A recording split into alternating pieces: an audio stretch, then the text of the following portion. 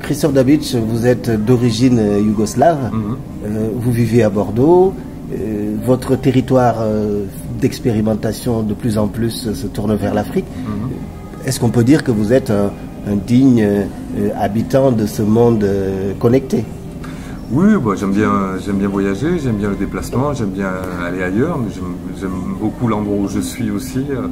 Si je peux arriver à vivre dans les deux, faire vivre bien là où je suis, et puis vivre aussi en allant voir ailleurs, rencontrer un petit peu les gens, voir comment ça se passe ailleurs que dans l'endroit où je suis.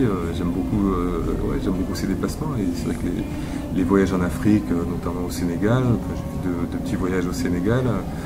Voilà, ça m'a apporté beaucoup de choses sur les rencontres, sur les gens, sur les atmosphères, enfin sur...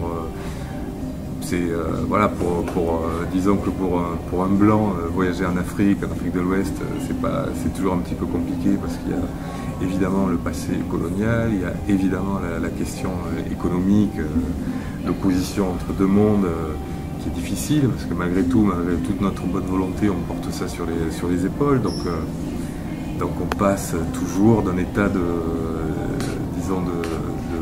joie parce qu'il y a des rencontres, parce qu'il y a une belle vie africaine, à un état un peu désespéré parce qu'il y a des choses très dures qu'on voit, et puis il y a des choses du passé qui sont très dures aussi. Et donc tout ça se mélange un petit peu quand on y est. Donc c'est une grande agitation intérieure pour quelqu'un comme moi quand on passe en Afrique, mais qui moi m'enrichit. Oui, alors une agitation intérieure, donc des questionnements que vous avez choisi finalement d'exorciser avec l'écriture. Oui, ben c'est sûr, parce que pendant longtemps j'ai voyagé dans les pays de l'Est, plutôt donc vers la Yougoslavie pendant les guerres, parce que là était mon origine et une partie de ma famille. Donc j'ai eu des questionnements assez forts sur des questions de guerre, de responsabilité, de morale, par rapport à tout ce qui se passait en ex-Yougoslavie. Et puis après, oui, quand je suis allé en Afrique, notamment en Afrique de l'Ouest, en fait c'est là où j'ai commencé à travailler. Le premier travail, ça a été sur René Caillé, donc qui était un jeune Charentais qui est assez connu au Sénégal. Oui, les Sénégalais connaissent très bien. Sénégal, oui, régulièrement, je voyais son portrait dans des endroits comme ça. Donc il avait voyagé sous le nom d'Abdalaï. Et donc moi, la bande dessinée que j'ai écrite s'appelle Abdalaï, et puis j'avais voyagé de Dakar jusqu'à Tombouctou, un peu sur ses traces. Et c'était un voyage qu'il avait fait lui au début 19e. C'était un fils de bagnard, un fils de paysan, quelqu'un d'assez pauvre au départ, qui était fasciné par les espaces blancs, c'est-à-dire non vierges, non décrits sur les cartes, et qui voulait absolument découvrir, on ne sait pas trop pourquoi. Mais bon, c'était une passion très occidentale à l'époque. Et donc il a voyagé comme ça, il n'a pas été aidé quasiment par personne ne l'a soutenu, il a voyagé sans armes, donc il a menti, il s'est fait passer pour arabe, pour musulman, il a changé de prénom, et il a voyagé comme ça, à pied, donc un parcours extrêmement dur, quoi. Et voilà, pour moi c'est une sorte de poète qui a été regardé autour de lui. Ce que j'ai beaucoup aimé, c'est qu'il regardait les gens, les Africains à sa hauteur. C'est-à-dire qu'il n'était pas en position coloniale supérieure, mais voilà, quand il rencontrait des paysans africains, il connaissait leurs gestes, il connaissait la culture, l'agriculture, donc il voyait très bien ce qu'ils faisaient, donc il les regardait à leur hauteur. Et puis voilà, il ne jugeait pas forcément facilement. Et puis c'est quelqu'un qui a voyagé, qui a tout le temps été aidé. C'est-à-dire s'il n'avait pas été aidé en permanence par des Africains sur son chemin, il n'aurait jamais voyagé. Donc certes, il a menti au départ, il mentait tout le temps. Mais voilà, il a réussi à voyager, à aller jusqu'à Tombouctou, puis après jusqu'à Tanger, parce qu'il était sans cesse aidé. Et puis c'est un parcours physique. Moi j'aime beaucoup la marche. Voilà, les gens qui marchent, c'est quelque chose qui me passionne. Donc lui, c'était un voyage de marche très éprouvant. Mais j'ai trouvé que c'était une belle. Voilà, il a fait une sorte de belle ouverture, un beau voyage, et en même temps, la question c'est que quand les militaires, beaucoup plus tard, ont conquis l'arrière-pays, et notamment vers Tombouctou et tout ça, ils se sont beaucoup servis du journal de René Caillé pour la description des populations, le repérage des lieux, etc. Et donc, finalement, d'une manière ou d'une autre, René Caillé a participé évidemment au mouvement colonial, et à la prédation, et à l'occupation, etc. etc. Et donc, René Caillet n'est pas innocent dans cet point de vue. Et c'est vrai que la question qu'on se pose toujours, c'est qu'est-ce qui se serait passé si les Africains avaient zigouillé les premiers Blancs qui étaient arrivés en Afrique et s'ils avaient refusé tout accès aux Blancs en Afrique. Qu'est-ce qui se serait passé finalement? Comment serait l'Afrique aujourd'hui? Comment aurait été l'histoire? C'est une grande question. Mais voilà, mais cette dépendance entre un jeune poète innocent et finalement des militaires, voilà, c'est quelque chose qui m'a assez marqué. Et c'est pour ça que j'ai travaillé sur ce livre qui est sorti ces temps-ci et qui s'appelle La Colonne. Qui est la colonne Voulet-Chanoine, qui elle aussi est partie du Sénégal jusqu'au lac Tchad, et qui a été une horreur absolue. Ils ont tué énormément de Noirs, d'Africains sur leur chemin, enfin, ils ont totalement dérapé. Avant d'en venir à la colonne précisément, il y a une interrogation finalement sur la primauté de la politique, sur la violence de l'histoire. Là, vous, avec juste raison, vous parlez de la relation qu'il a pu y avoir, même une relation involontaire finalement, entre le récit d'un jeune poète et finalement les visées expansionnistes et colonialistes de la France. Cette interrogation sur la violence de l'histoire, vous la tenez d'où et comment vous la vivez? Écoutez, c'est toujours... ce qui est très particulier, c'est une des rares fois dans l'histoire. Pour ma génération, moi je suis né en 68, donc la génération des Français qui ont mon âge, donc j'ai 45 ans à peu près, on n'a pas connu la guerre. On n'a pas connu la guerre sur le sol français, ce qui est la première fois depuis de nombreuses générations. Donc ça en fait quelque chose de particulier. Et donc c'est pas une expérience directe qu'on a de la guerre. En même temps, on est né au XXe siècle. Le XXe siècle a malgré tout été un siècle extrêmement meurtrier de ce point de vue-là. Il y a eu beaucoup de guerres, et évidemment notamment le génocide des Juifs pendant la Seconde Guerre mondiale, qui a été une sorte de quelque chose d'un peu pas indépassable, mais enfin la civilisation occidentale a atteint là un point presque de non-retour, enfin une forme de la civilisation occidentale.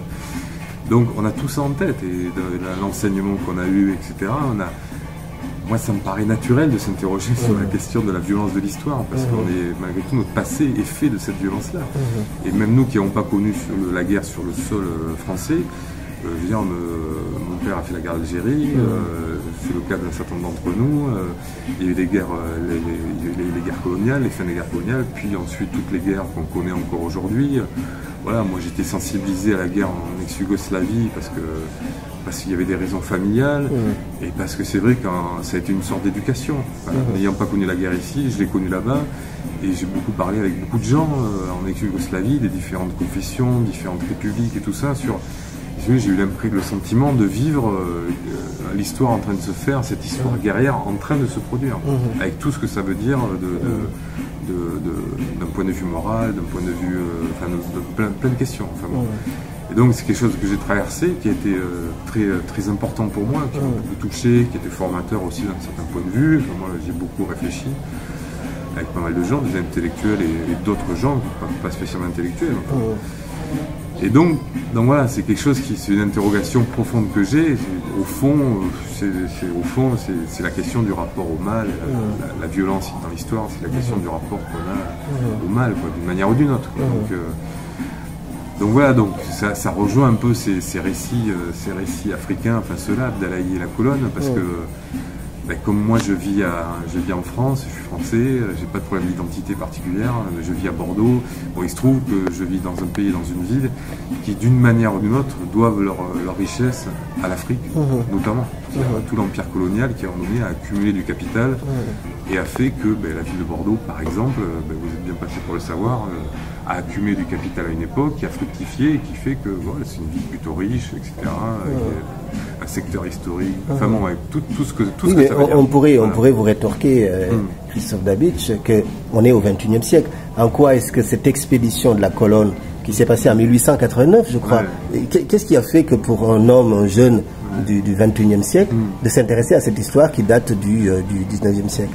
Parce que d'abord, c'est une histoire qui n'est pas très connue, on n'en parle pas beaucoup. Vous pouvez revenir un peu sur cette histoire? Oui, c'est pas trop connu, on n'en parle pas beaucoup. Ensuite, il y a eu quand même un certain nombre de choses, c'est-à-dire qu'à l'Assemblée nationale en France, on a quand même voulu faire reconnaître la part positive de la colonisation.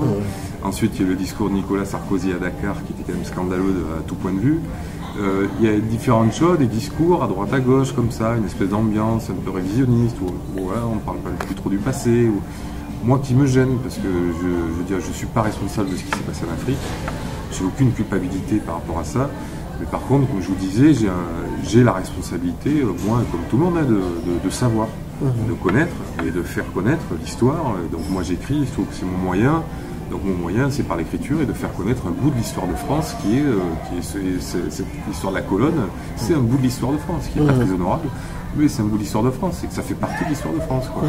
Donc moi je me sens c'est pas le devoir, mais bon, disons, ça m'intéresse pour différentes raisons. Mais si on parle de responsabilité, ben oui, voilà, c'en est une de faire connaître cet aspect-là qui est pas très connu. Donc une expédition finalement de militaires. Oui, sur la colonne, c'est en fait une expédition qui est décidée à un moment donné. Il y a 3 expéditions à la fin du 19e qui sont lancées. Une qui part de plus au sud, une qui part de Dakar, de Saint-Louis, une autre qui part du Maroc, pour finalement tracer les dernières frontières avec les Anglais, les Allemands, et c'est une expédition punitive contre Rabat, qui est un des derniers sultans près du lac Tchad, qui résiste encore à la colonisation. Donc pour le battre, quoi. Et donc c'est une expédition militaire, et pour X raisons, notamment parce qu'elle n'accorde pas les moyens dont elle a besoin. Et il se trouve que cette colonne militaire va de plus en plus sur son cheminement se servir, tuer des gens, faire des ravages, faire des pillages, et finir dans une forme d'horreur, d'horreur absolue. Et la particularité, c'est que cette colonne, elle va jusqu'au bout. La particularité, c'est qu'il n'y a que 8 blancs dans la colonne. Tous les autres, c'est des tirailleurs africains et des espèces de mercenaires africains. Ce sont eux qui majoritairement tuent les autres Africains, c'est plus que les blancs. Et la particularité aussi, c'est que la colonne va être arrêtée par les tirailleurs. C'est les tirailleurs africains qui, à un moment donné, sénégalais. Ils sont en même temps bourreaux, victimes et puis finalement libérateurs. Voilà, et libérateurs, parce que c'est eux qui, à un moment donné, vont tuer les 2 chefs de la colonne pour arrêter ces 2 chefs qui avaient quand même tué un général français venu les arrêter, qui l'ont liquidé parce qu'ils voulaient continuer, se tailler un empire en Afrique, etc. Enfin, bon, le délire habituel au bout d'un moment des Occidentaux qui vont en Afrique. Et donc c'est quand même ces tirailleurs sénégalais qui arrêtent la colonne et qui tuent les... Donc ils ont tous les rôles, quoi. Ce qui est très intéressant, et c'est en ça que je trouve que votre livre est vraiment très fort, c'est justement qu'il ne place pas les Africains comme étant des victimes. Non. Ils sont acteurs d'une histoire qui est en train de se jouer, ils ont un rôle et ils ont totalement la maîtrise de leur destin. Oui, bien sûr. Mais c'est pour ça que je voulais qu'il y ait un regard d'un intellectuel ou d'un écrivain africain sur l'histoire. Donc c'est pour ça que j'ai demandé à Venance Conan de Fraternité Matin. Voilà, tout à fait. Écrivain et journaliste de Côte d'Ivoire, de lire, et donc nous a fait une préface qui est très belle et où justement il regarde de son côté, c'est-à-dire regarde côté africain, du côté de l'histoire africaine, etc. Il n'est pas dans la victimisation, il est dans autre chose, une réflexion qui, à mon avis, est très intéressante aujourd'hui. Et voilà, donc parce que c'est pas l'histoire n'est pas simple, et puis que moi, c'est une manière de voir l'histoire uniquement avec des bourreaux et des victimes, etc. C'est trop facile, en fait. L'histoire n'est pas celle-là. Dans l'histoire de l'esclavagisme, on sait très bien. Alors le problème, évidemment, c'est qu'à partir du moment où il y a de l'offre qui est proposée par les Blancs, ça suscite... à partir du moment où il y a la demande, ça suscite de l'offre. Mais on sait pertinemment que l'offre, après, elle se fait en Afrique. Quoi. Que c'est, voilà, qu'il y a des chefs, ceux qui ont le pouvoir, qui en capturent d'autres, qui les livrent, qui les vendent, etc. Donc votre livre participe un peu à déconstruire tous ces clichés, à redonner de la dignité, finalement, à l'Afrique, aux Africains, qui sont acteurs de leur destin, pour le meilleur et pour le pire. Et ce qui est très dur, c'est que quand on est... Il faut regarder les gens à leur hauteur, il faut que les gens nous regardent à notre hauteur, et c'est ça que moi, c'est ce que j'aimerais arriver avec des gens qui viennent d'Afrique, c'est-à-dire de parler d'homme à homme, d'égal à égal, et ce qui m'est arrivé à certains moments dans les voyages, de rencontrer ça, et de sortir de cette histoire où nous, les Blancs, on serait en train de culpabiliser, donc finalement être condescendants avec les Africains, les prenant juste pour des victimes, et puis pour autre chose, enfin... C'est difficile, quoi. Je sais bien que c'est difficile, mais enfin, c'est quand même un enjeu, quoi, d'arriver à parler d'homme à homme, à égalité, quoi. Enfin, et c'est difficile parce que l'histoire coloniale a marqué profondément les esprits, a fait que toute une génération d'Africains a intériorisé un sentiment d'infériorité, etc., etc. Enfin, ça a été des discours horribles qui ont été tenus aux Africains. Et donc c'est dur de se sortir de cette histoire-là, de s'affranchir de cette histoire-là. Ça, j'en suis persuadé. C'est dur, mais en même temps, vous utilisez, et on va s'en tenir là, mais vous utilisez la bande dessinée, qui est un moyen formidable finalement pour vulgariser ces histoires, pour permettre à tout le monde de pouvoir se l'approprier. Je crois que c'est ça qui est fondamental. Je me reste à vous remercier, Christophe Dabic, et puis à souhaiter bon vent à votre nouvel ouvrage, La Colonne. Merci. Bon vent à vous et donc au Sénégal.